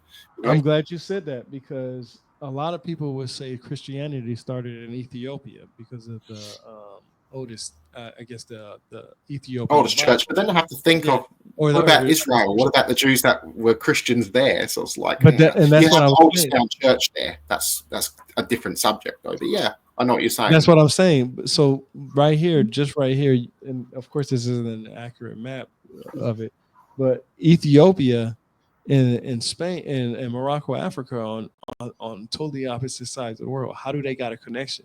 So where did Christianity really start at? Like that's why me personally, we have found older churches in a sense. It's just not the church in traditional sense. That's the oldest church building. Yeah. But we found houses that they held their congregations in, their church ceremonies, which was they didn't even have to have them. They had stones. They sat on stones. As well.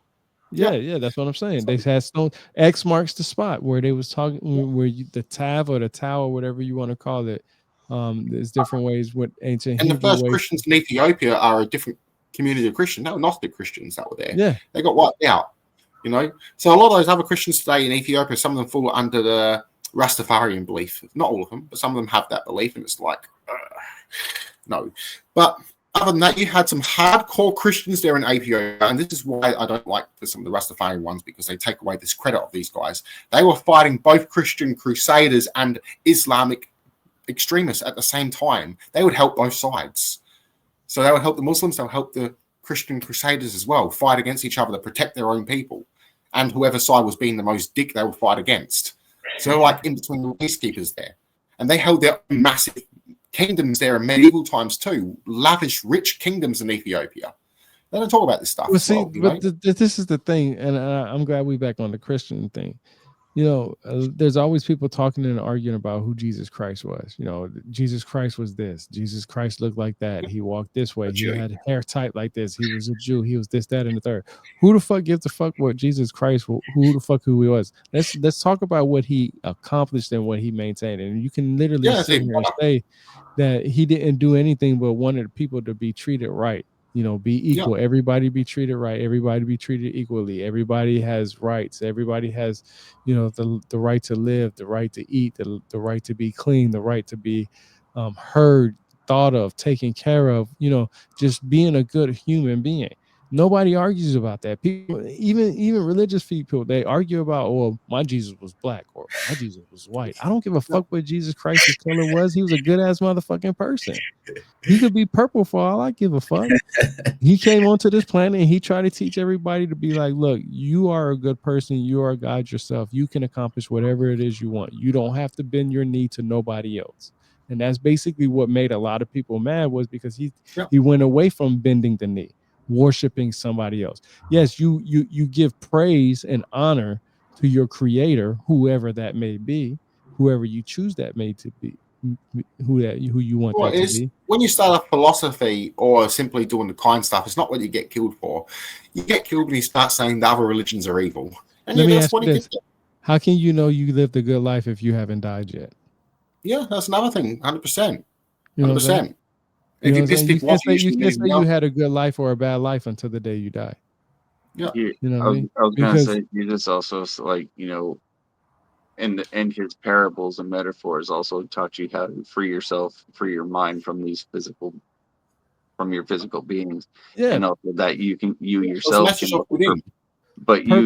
can also perform miracles as well, because he says, for these things that I do, you can do as well. Yeah, and you can do them better. Perfect example, a miracle. This is a miracle, and I'm gonna throw myself out there. It's a fucking miracle for me to go on Amazon and see that I'm still top 100 in different categories on my book. It's a miracle for me to go ahead and launch a book and see that I was number 1 on bestseller for 30 plus days, fluctuating, because I never expected anything like that. That's a miracle. I did it because I knew who the fuck I was. I knew what I knew. I wrote what I wrote. I went out there balls deep. I said what I said. There was no emotions in it.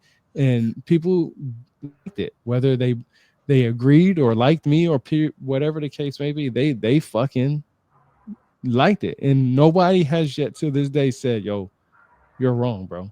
Because I can never be wrong about what I've read. Only thing I can be wrong about is what material I read. That's it.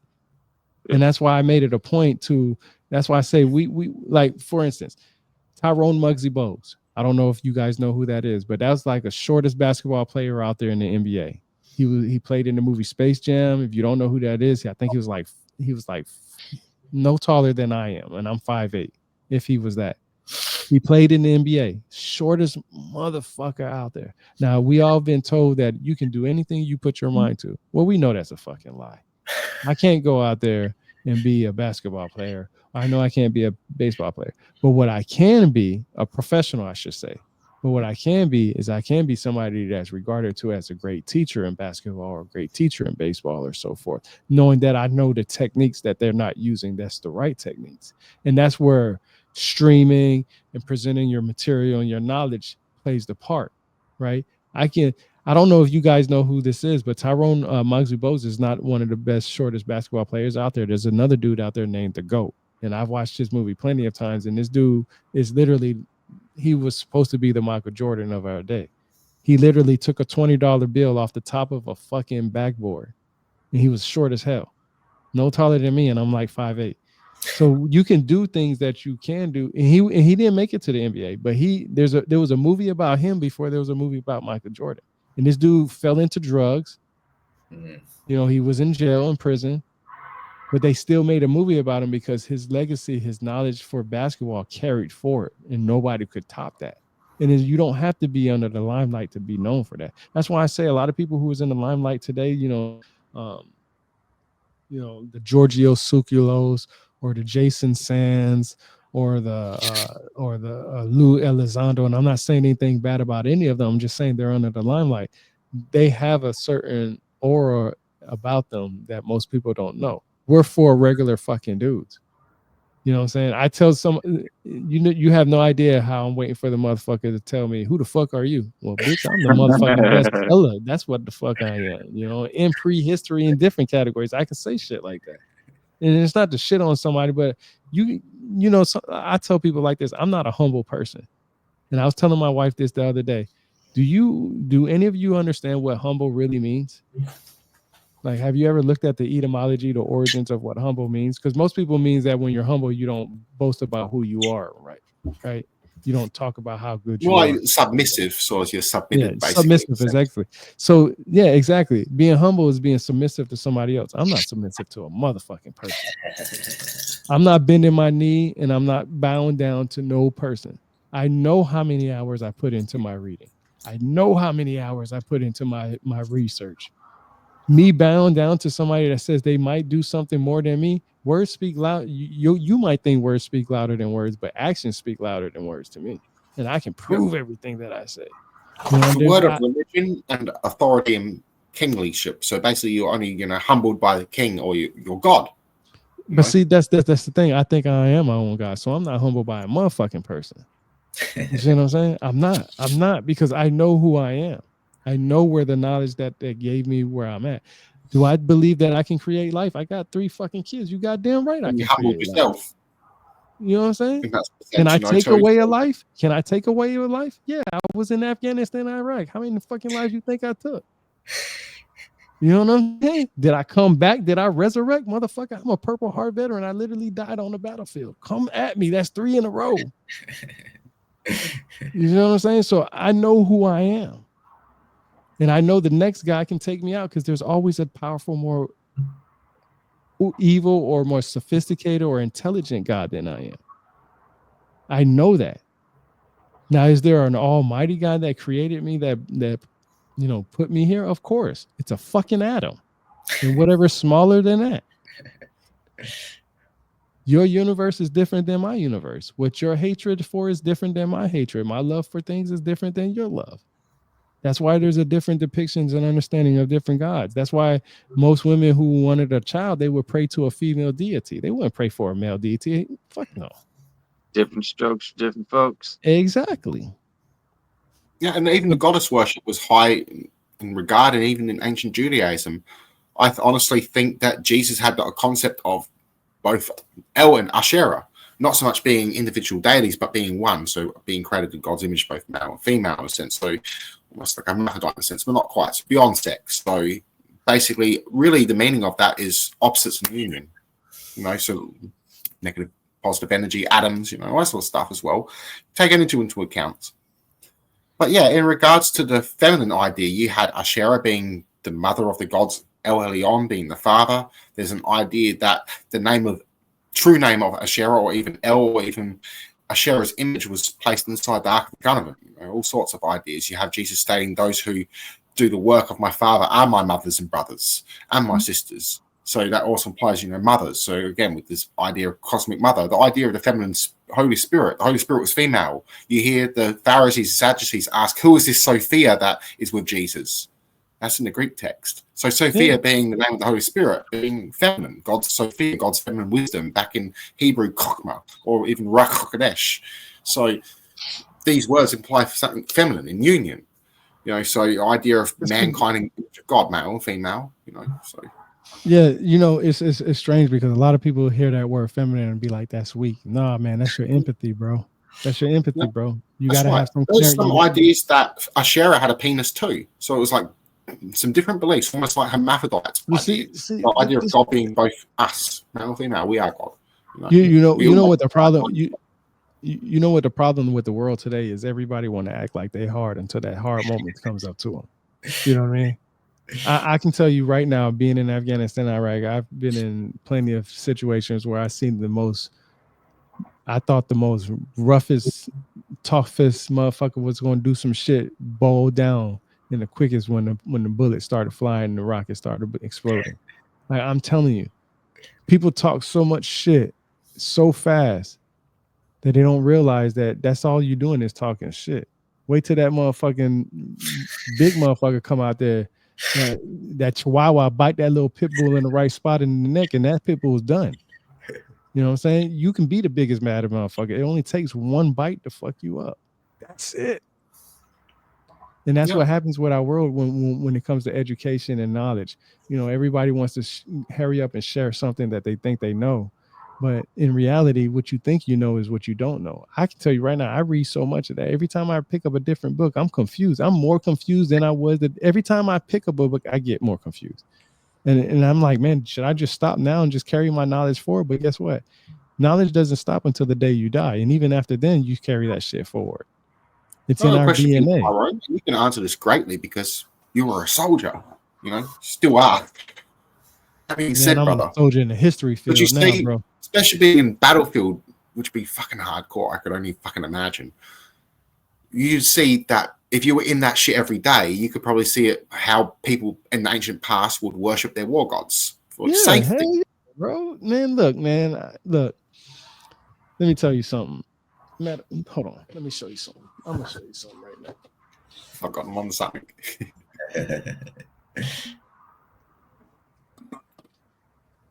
Yeah, this is dope knowledge you dropping, man. Yeah, I need to get your book for sure. This is awesome. Yeah, cheers, bro. I want to update it eventually. I recommend my translations, bro. They're free. Hell yeah. This picture right here. This picture right here is when I was in Iraq. When I was like, yeah, man, out in the field. 20 years, right? These dudes, they're showing their tattoo. You know what those tattoos are they showing? You probably can't see it because it's not very clear. It's Polaroid. This ain't the digital shit. You know what I'm saying? Yeah. But on their arms, they literally have the Chicago Bulls logo on there. Wow. And they were called the Chicago Bulls Gang, and they were Christians. Now, we were just walking through the black dude right here. This dude right here, he's our NCOIC. You know, the dude next to him, he's the staff sergeant. He's the one of them was the staff sergeant, one was the sergeant first class or the E5, I can't remember. Well, we was doing regular convoys, doing regular walks through the fucking world. And as you can see, we don't have flak vests like they showed on the movies like back in the day. Not everybody had that shit. Sometimes you just didn't have that shit. You was just out there in the open getting fucked up. We met these dudes and we was talking to them and we was like, okay, they was like, yeah, man, we Christians, man. We believe in life and we believe in this, that, and the third and so on and so forth.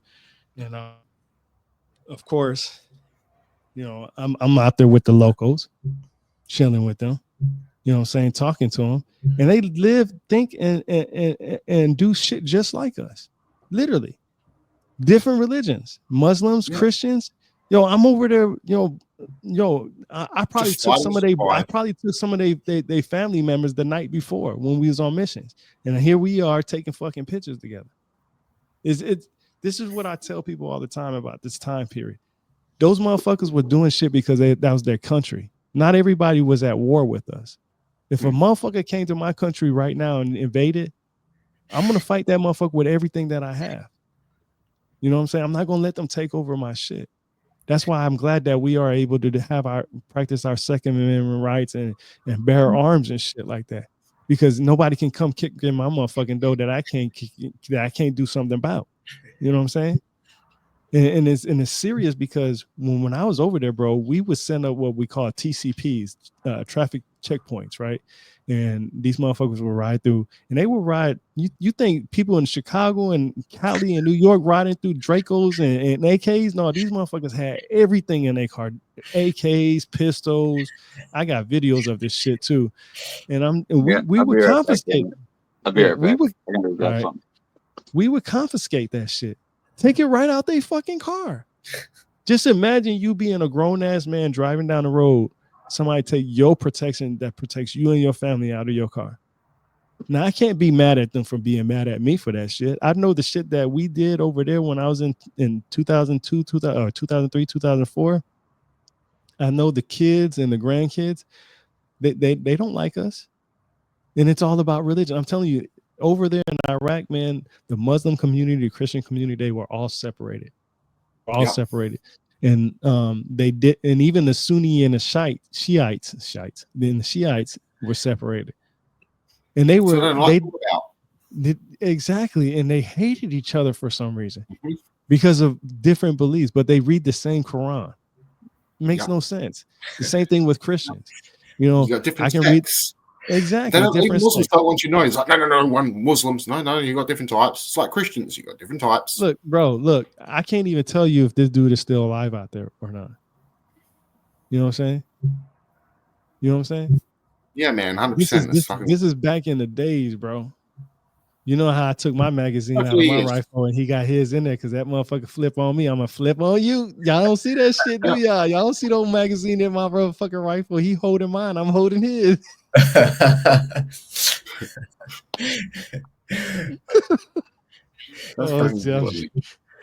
what I mean. It's very divided, and people don't want to talk about that. And it's like they're so dishonest about religion. Look at that shit. That boy ain't stupid. Man. That motherfucker ain't stupid.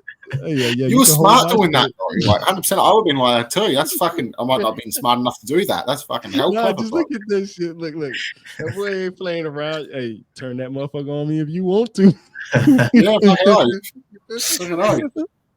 Nah, it's just making. That's what I mean. And religion can put you in a dark places. It can also make you good. So that's what I mean. They can be forgiving that next day, but because of their religion, they can turn straight to war and then forgive. That's one good thing about religion. You have the power to forgive a bit more. Yeah, forgiveness is a crazy thing, man. Because I won't understand. I can't forgive somebody that takes somebody, one of my family members or something. Like I can't forgive you, and that's just part of my weakness. I mean, I'm not trying to be a Christ-like. I'm not. And Kanye West said that's not Christ-like. He got a song about it. Yeah, you're right. It's not Christ-like. Not Christ-like. It's funny you mentioned that because, like, in nowhere in the Bible, or nowhere in anything of what Jesus said was like you shouldn't protect yourself. You know, like all the Christians and then the mistranslations and the misconstrueds and whatnot, different sects of religions. Like especially Baptists, they're like, oh, no violence, blah blah blah blah. Like, but some of them, then you get a good portion of them that believe in the Second Amendment, but then you get the rest of them because you were talking about. But however, I was just gonna say, like his Rebirth, like he was saying that he's cock locked and ready to rock, and I just like wanted to show off like what I built myself, like. Oh shit! Yeah, hell yeah! See, I'm telling you, man. That you have to protect yourself, bro. In this fucking world, man, it's crazy, bro. You have to be smart, man. It's I have no problem with self-defense. Well, I think some Gnostics were extremes that didn't defend themselves or their loved ones, and they were burnt. Some walked into the fires when they were being burnt as well. Like, I understand, like, I want to be like Christ, 100%. I want to be like Jesus myself, but I also understand that you have self-defense. Jesus got angry and defended those kids whipping priests. Hell yeah. If he was alive, I want to be back because I want to show you something what he whipped them with in a second. He whipped them with tefillin. They have leather, big, chunky metal boxes with leather ropes around them. He's smacking them with that. That's not, like, soft stuff. Now, it's either he used that or he used the leather straps or he used the reed, depending what gospel you read. More than likely, he used a fill-in because he's gone to the temple to use prayer. They wrapped around their head, they wrap around their arms. He's taking that shit off. He started whipping them, calling them predators. So that's hardcore. He could have killed one of them doing that, smacking one in the head with a metal box. Oh, back. I'm just going to get them and I'll show you. Well, let me, while he's looking up that, let me ask y'all something. How can you have love without hate? And how can you have hate without love? You won't know the difference until you have both. You got to experience both. And that's the sad thing. That's the fucking sad thing. Like, how can you be happy?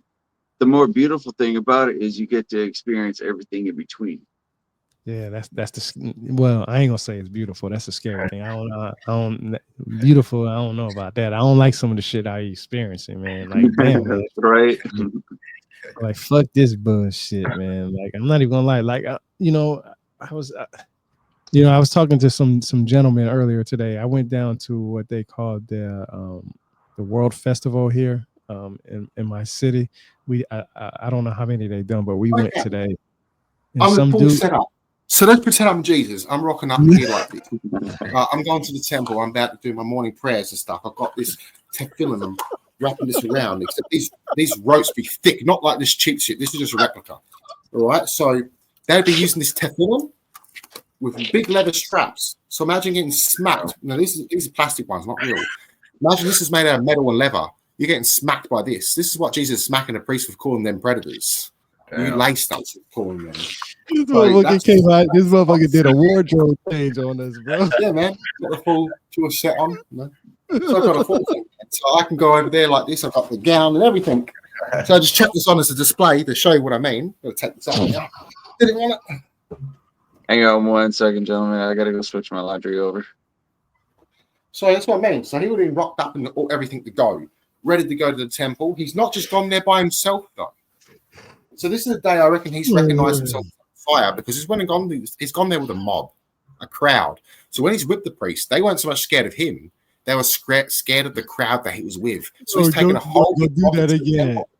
You gotta do that again, Nathan. You gotta leave the camera, put that shit back on, and be like, yo, pretend that I'm Jesus Christ. You gotta do that shit one more time for the crowd. I mean, that shit was funny, but that shit had me rolling. It's what you came out of nowhere. I thought you would like it, so I thought I'd get the get up for it. But yeah, so also short with the tefillins, that would also have put prayers inside of it. So they have the prayers. It's one reason he mocked the Jewish people there doing that too, because they couldn't remember their prayers without being inside those boxes. So he's gone there with the crowd. Now, that crowd, in a sense, is his idea of being. Now he's recognized himself as a Messiah. He's fulfilling a prophecy, riding in with a donkey, like what Isaiah mentioned in the prophecy of a coming Messiah. He's gathered the crowd, he's gathered the mob, he's rode in the temple with the donkey, he's rode up with all this sort of stuff on, with his tefillin, and he starts smacking the shit out of the priest and saving those kids. So that time was when he actually decided to do something about it. He's like, all right, you guys are following me. I've been healing you for a while now. You recognize me as your Messiah. Fine, I am your Messiah. I am your king. Now follow me and do what I'm about to do. What did he do with that power? The first act he did was liberate the children. For 3 days, according to one of those gospel texts, he was in the temple for. So that means he overthrew it for 3 days and then he's left. So he also stopped them from taking vessels out into the courtyard. You find that in the English text, vessels or merchandise. He stopped them from taking their prostitutes. He stopped them from taking out the golden relics and their text and the temple drugs, which he was using to heal the crowd, to heal the people. So he's saying that this is how they're doing their healing acts. They're not favored by God. So he's showing this is how you can do it yourself. So very interesting, wow. You know. So that's the frankincense, the myrrh, the cannabosum, which is cannabis. The priests were inhaling the cannabis to receive divine visions from God. It's possible maybe they had the Ark of Covenant still there. Who fucking knows? Possibly not. That's a theory. So possibly say if he's planning to be a Messiah, this is what's probably gone down. He saved the kids. He's taken them, gone to the temple, planning to be anointed as king. Didn't quite go to plan. So then his next plan could be to be handed over to the Romans. He's crucified. If he survives the crucifixion, the Romans will recognize him as a god and give Jerusalem their freedom. So he'll be recognized as a divine king. So by authority of a god. So the Romans wouldn't touch that shit, in other words. Possibly went to fail. One reason I think it sort of failed is because he got stabbed during the cross. So if that story's true, it's going to be hard to survive that. His disciple Luke was a doctor. He himself knew medicine. Mary Magdalene was likely a temple priestess worshipping 7 gods, 7 demons. So if she was a temple priestess and she's mentioning there waiting to give assistance, and she's the first to go to the tomb, she's going there with medicine to anoint his body for burial or whatever. That's sus. Those medicines could heal him. Mm-hmm. So something screams inside, you know. So well, I look at the text and I see something odd about that. So I'm seeing something's going on. So I think in that case, if he survives, I think he died from his wounds. It shows that he's not a failed Messiah, but rather a real one, you know, sort of thing. But I also think that explains why the vision of the Spirit appearing before the disciples comes in. So it's carried on that mystery, you know. But still interesting when you think about it in that sort of regard of it, you know, especially when you mentioned about these things smacking a priest. That's pretty hilarious. That's pretty hardcore. Man, what you did was pretty hilarious. How you came in there, man. That was fucking funny as shit. I ain't even gonna lie. It was a good one. Well, hell yeah, that shit was funny. Man, when you came out of nowhere with that shit, I was like, I wasn't expecting that, bro. I wasn't expecting that shit. Imagination. Heavy rolling. I thought it But was yeah, fun. I'm gonna go ahead and end this. We still gonna talk offline. I'm gonna end this. We at 139. No worries. Hey Nathan, we need to do this more often, man. No Vibe, I hope worries. And you before you enjoyed go, this. Yeah, for this was those dope, who are man. interested, check out my replicas Yeah, as well. Portions go to charity. You have to try beat Tyrone on it. He's going to get it cheaper than all of you. For my fans out there. shit. Fuck around and hey, be honest with you. I might just And buy he's got, some and all his sales still goes to charity too. So no matter what, whoever buys it goes to charity. I don't keep it. It goes to charity. And that's honestly the truth. I can say I've known Nathan for 3 years now. He definitely donates to charity. Everything he does, I was like one of the first people to buy his book when he said that he wanted to help out, the homeless people. Yeah, I donate to the shelter. And now lately I've been helping a community in my house, which is real cool. So I actually know these guys, which are cool. And I've seen them trying to hustle their ass off to get work and stuff. So I gave them a generator because they told me they go to the toilets at night and they've got power there, but they turn the switches off at night. So they can't charge their phones if they're stuck.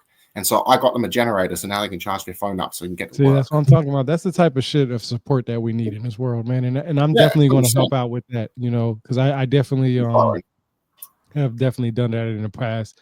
I don't talk about the work that I do outside of this, helping out people. And I know Nathan doesn't really do it either. I talk a lot of bullshit, but I back up a lot of bullshit that I do, and I definitely do help out a lot of people. I tell people there's something that I learned. If somebody's homeless out there, don't offer them something to eat. Offer them money, and I'm going to tell you the reason why.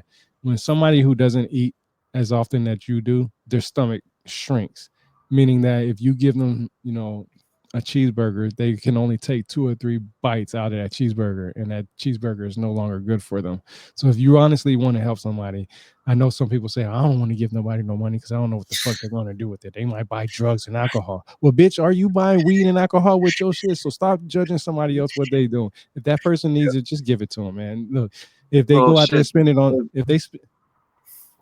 there's a workaround on that. Like, if you want to get around not handing anybody money and you want to make sure they get what they need, just give them a fucking gift card to like Walmart or Target or some bullshit, like where they can grab any amenities that they may need. That's good, and I'll be honest, that's a good thing. But I'll just be even socks and drops if you don't want to give them money, give them clothes. Yeah, and that's what I'm saying. Basic essential shit. You know what I'm saying? You go buy you some drawers, you go buy you an extra pair, and you see a dude or a female on the side of the road. Hey, look, I got some extra drawers. I got some socks. I got a t-shirt. You know what I'm saying? That shit goes a long way. The card, yeah, that works and all, but a lot of times these people have mental problems and stuff comes up really missing really quick, and they might lose it. So that might be money gone. You know what I'm saying? Quick socks, some shirt, underwear. You know what I'm saying? Hook them a $10 bill. What the fuck is $10? If you most of the time people who complain about $10 is complaining because they can't go get their motherfucking alcohol and this that. Okay, yeah, you might have had a hard day, but you absolutely don't know what that person went through to get to there. And if you can lift that spirit up just for 5 minutes throughout the day, lift that fucking spirit up. You know what I'm saying? Yeah. Lift it up. Support each other. I always tell people to support each other. It don't take nothing to support anybody. No matter whether you like the material that they like or not. If you call that person a friend or a comrade or this and that, please, I'm going to just put that out there. Please don't call me a friend and then call me a non-friend later on, because once you consider me from being a friend to a foe, I have to act the foe role. You know what I'm saying? I acted the friend role towards you and you liked it. But when that one thing that you didn't agree with made you think that I was a foe, well, fuck it, then I guess I got to be that then, right? You know what I'm saying? Supporting each other is so easy. I don't ever look out to try to gain something from supporting somebody. I swear, if I ever make it big, I have a list of people that I'm mentioning, no matter what, because I really believe supporting each other is the way to go. I'm not trying to be Christ-like. I won't even lie, because there's certain things in my life that I cannot let go to be Christ-like. And I don't need to explain none of this shit to nobody. But I know who I am, and I know what my weaknesses are. And as long as I, try to better myself as a person each and every day that I am allowed to be on this planet, that's what counts to me. Other people are going to be judgmental. Why didn't you do this faster? Why didn't you do this earlier? You know what? There's a lot of why the fucks I didn't do. It's too late to think about that shit at 41. You know what I'm saying? It's too late now. What I did in 20s is not affecting me what I did in 41. It shouldn't affect me. It might be a thing that might be in the back pocket that might annoy me every now and then, but it shouldn't affect me. I should be able to move past it, and that's what I'm trying to do now. And I think that's what we miss a lot in this world, is that a lot of people are too stingy, selfish, and they're riding the train that gets them to the place that they never get to in the first place. You know what I'm saying? We I mean, just think about how many missed turns you've had in your life when you was just like, fuck, man, I should have took that turn. But then when you didn't take that turn, something else greater happened from that because you missed a turn. You know, it's always an adventure. That's why I call my book Journey Through the Origins of History, because it's an adventure for me, and it's never going to end. I like that's why I like Nathan's book, you know, Gnosis Through the Ages, you know, because as you get older, you're going to gain knowledge, and you're going to, and you know what's very scary is, and I'll be honest with you, I'm a veteran with the brain injury. I have a moderate TBI. There's a very high chance that one day I might have dementia and I might forget everything that I fucking have right now. I might forget personally for my personality and everything that I have because I have a high rate of having that because of my brain injury. That's why I create the shit that I am. And when people see me, they won't be like, oh, that dude changed. You know, I was the same person that I was the way. I don't mean no disrespect to anybody. I just talk to people the way that I hear them talking to others. I surround myself around the same way. I've heard everybody call people stupid, ignorant, dumb, this, that, and there. You know, they use different words to put people down. Well, if you use those words, I'm going to use the words that I think that you understand.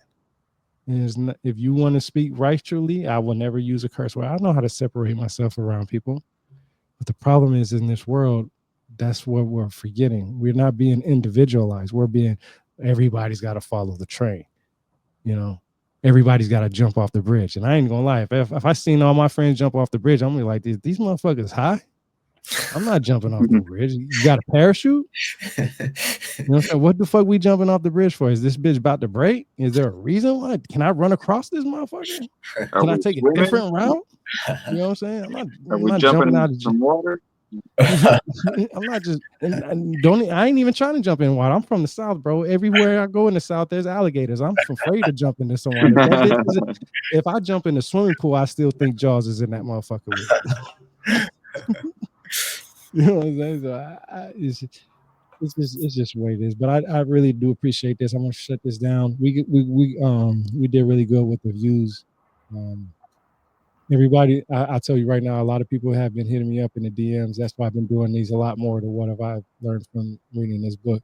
A lot of people saying, hey, I like how you go through those books and how you get the real raw deal, you know, Holyfield type of vibe of it. So I'm definitely gonna do this more often. I'm definitely gonna hit you guys up.